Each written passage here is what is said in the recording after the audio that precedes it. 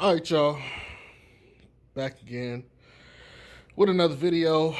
As y'all can see, I was on my PlayStation watching the game, and they got the little stats thing got here, so I figured, I might as well post this or, do this just to have it out for a minute so everybody can kind of see what the actual numbers are. So, if you look at the points and the minutes, Bi basically played 35 minutes. He got 19 points. Um, Look at that field goal percentage. Field goal to three percentage wasn't that good. Wasn't that good.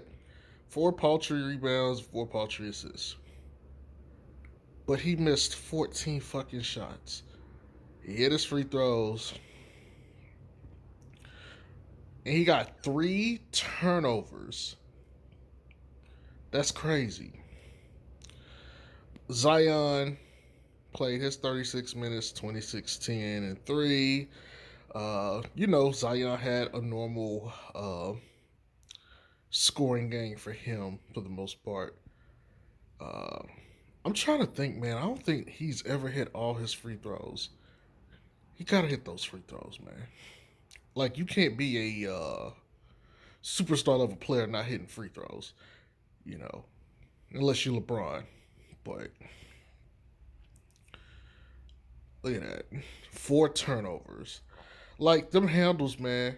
I swear, it's something about his handles. He really needs to tighten that shit up. A lot of his handles is just a lot of his turnovers is just bad, like, ball handling on his part, and it irritates the everlasting fuck out of me. But hey, it is what it is. This is what surprised me. Steven Adams got 34 minutes. Only 6 points. He got 10 boards. Really, he was getting killed on the boards. But they kind of pulled him farther out to make sure he could choke off Dame, which I'll get into Dame in a minute. Dame had 34, but the difference is they didn't foul him and he didn't get to the line like he did last night. Last night he had like 18 points off the line. He was just going there getting his points. Today he didn't get that, but he still got his 30. But he had 21, I think, by halftime. So for him to only have 13 in the second half, they really did a good job on him, adjusting on him in the second half. 2 or 3, yeah, he hit both his free throws. The fouls, yeah, he was hacking motherfuckers. It might be because he was tired though. Look at those plus minus numbers, by the way. That's 1, -6, and -2. And the guy we're going to do next is Eric Bledsoe. He's the only starter other than Zoe with a positive. I don't know if you would call zero a positive, but a positive plus minus. Bledsoe played 28 minutes, 7 points, 3 rebounds, 3 assists, 3 of 8 shooting from the field, 1 for 4 from 3. This nigga missed all his free throws. Look at that shit. 0 for 4. How? How are you a starting 2 guard and you missing 0 for 4? Get the fuck out of here. Get the fuck out. You know what? Get the fuck out of here.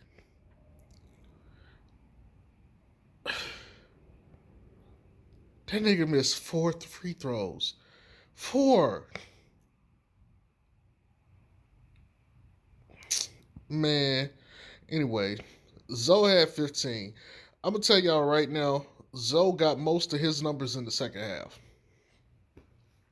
The fourth quarter for sure, but like that third quarter when it was him and Zion and everything, from that point on, he was golden. He was doing his thing. He was attacking more, and I was wondering if he was just going to stick to shoot threes or if he was actually going to attack the basket.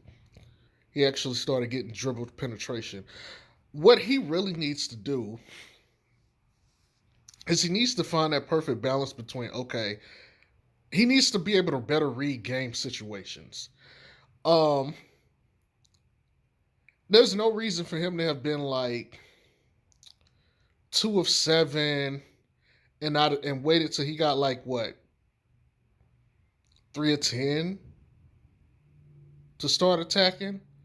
That should have been he should have been playing inside out first.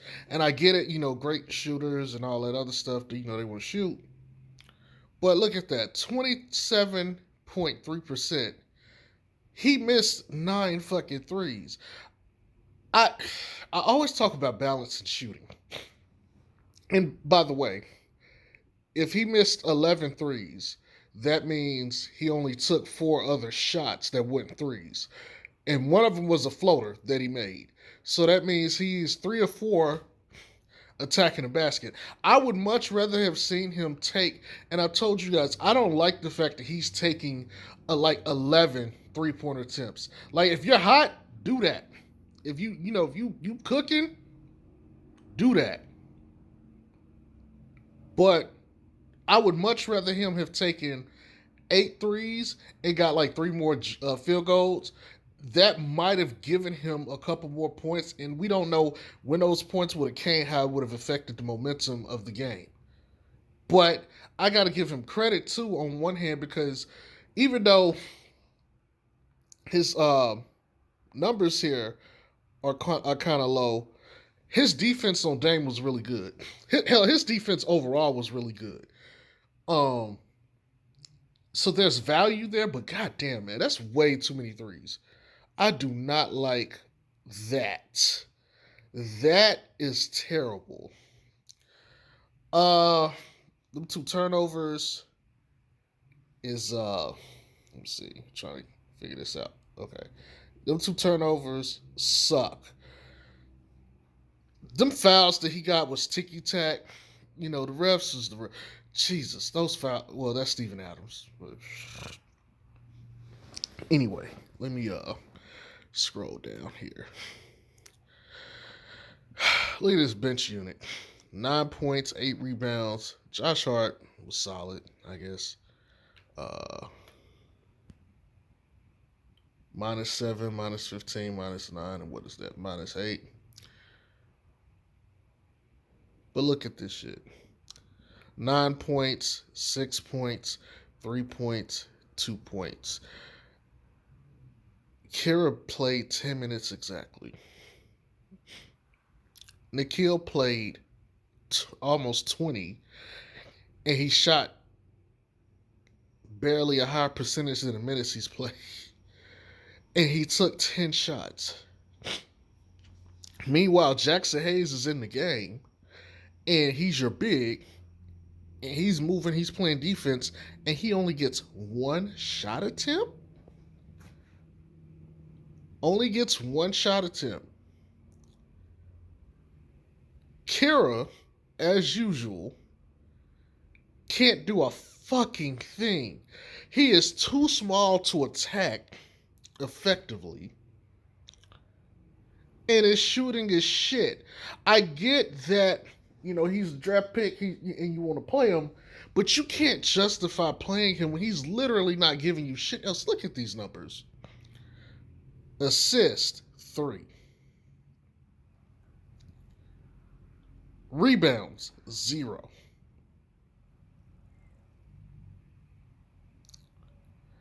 But he got to the free throw line and made both his free throws. No turnovers, but shit, he barely touched the ball to get that.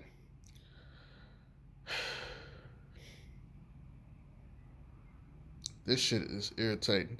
The only good number here that I see, honestly, is the free throw percentages from Kira and Josh Hart and the 8 rebounds.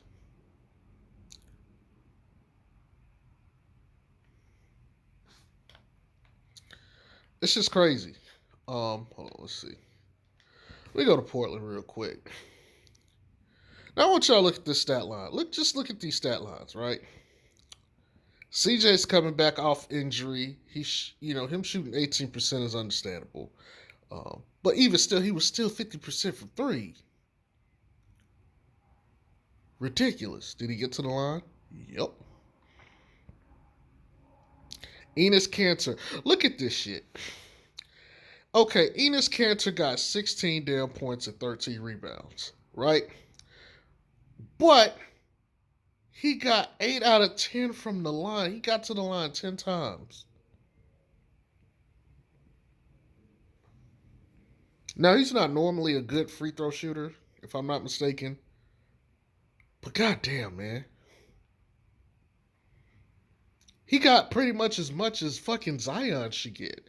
Like, doesn't that, like, that should bother you. You know, Derrick Jones Jr. got 8 points. Uh, yeah, okay. Robert Covington, 10 points, 10 rebounds. Very solid. Very, very solid. What these turnovers looking like? Dame got 7. He got 36, 6 rebounds, and no assists. 12 of 22. 40% from 3. That was probably the difference.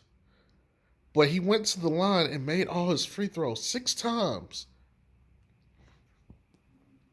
Look at this. CJ McCollum only got 11. Enes Kanter got 16. It was just a balanced attack. And then we go down here. Look at this. Look at Carmelo. 15 points. Efficient 15 points. Rodney Hood didn't give you shit. But you can live with that. You get 6 more rebounds from Little. Gary Trent Jr. played 27 minutes to give you 9% field goal shooting. Oh my God. Free throw discrepancy.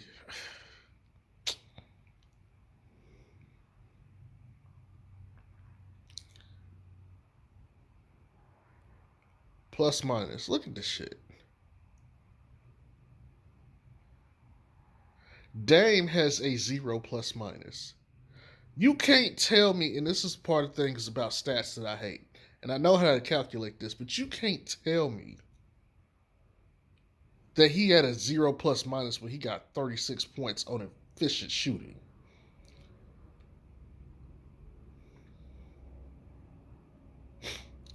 All right, man, look.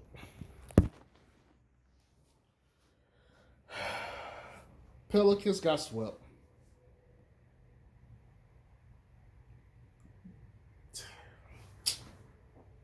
This game, well, there's a difference between ascending and already being a superstar player, right? Dame's effect on the game is so high. Like, you can visibly tell there's a gap between, like, him and Zion, right?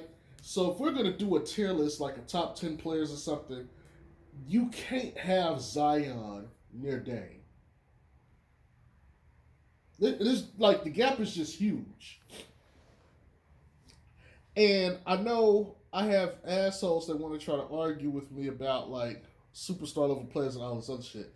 Look, I have a specific rule for superstar players. I don't think there's that many of them.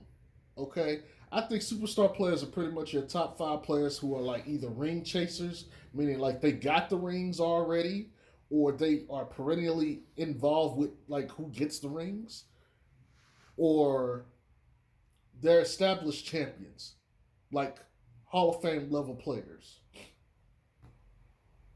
There's only really 4 superstars to me in the league, and I've said this before. That's Steph, that's KD, that's Kawhi, and LeBron.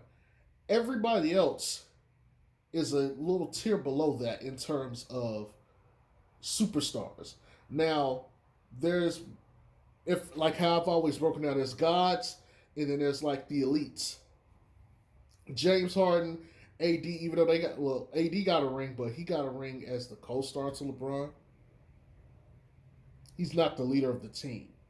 Like KD got a ring next to Steph, but Steph got one on his own, and to KD's merit, which often gets forgotten, KD took a team to the finals at like age 23, 24.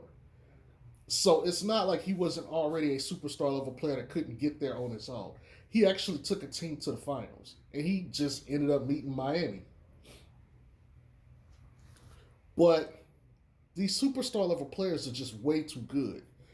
And Dame is up there. He's top 10. Uh, Dame on another team, like if you took off AD and put Dame on the Lakers, I think Dame would be a champion. And then we'd have to have a serious discussion about where he ranks. But for purposes of this video and understanding, those top 10 of superstar level players, there's a huge gap between like them and a player like Zion. It's and there's people who are trying to talk to me about LaMelo being such and such. Look, and I like LaMelo in terms of his ability to play the game of basketball, but he is not a Dame Lillard. There, like he will be up there when he like in the next couple of years, especially when he gets into his prime. Sure,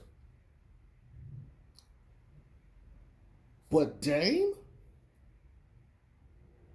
Zion, and LaMelo, and all these other young guys who think they suck, there's a gap. Like the only young guy who's really shown me that he is up there is Luca from my Mavs, and that's because he is up there. He's like one of the guys in the league. He's one of the ones that actually knows and understands basketball at one of the highest levels and knows how to manipulate things like at all time great levels.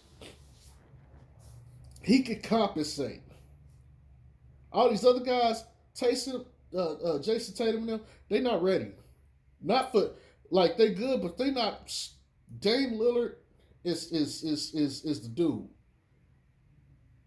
Losing to this team ain't bad. They played really good defense today. It didn't get too out of hand. But the Pels got a whole lot of work to do. They're gonna have to catch some breaks. And if you can't beat Portland, there's not too many playoff series you're gonna win. Portland ain't even like one of the top 5 teams in the league. If I could just be brutally honest. And you can't even beat them one game right now. How the fuck do you expect to beat them when it really matters? You know what I'm saying? Look. Post this motherfucking stats. I ain't forgot. Y'all gonna get on my nuts if I don't say it. But post my man stats. I don't see I don't see how the Pels, even in a play-in game, and let's just say they get in the play-in game and they win. I don't get how you beat this. Yes, they need the playoff experience, but goddamn, like what are they gonna do? McCollum got 11 points and he only played 20 minutes, and understandably so, because he missed every other shot he took that won the three.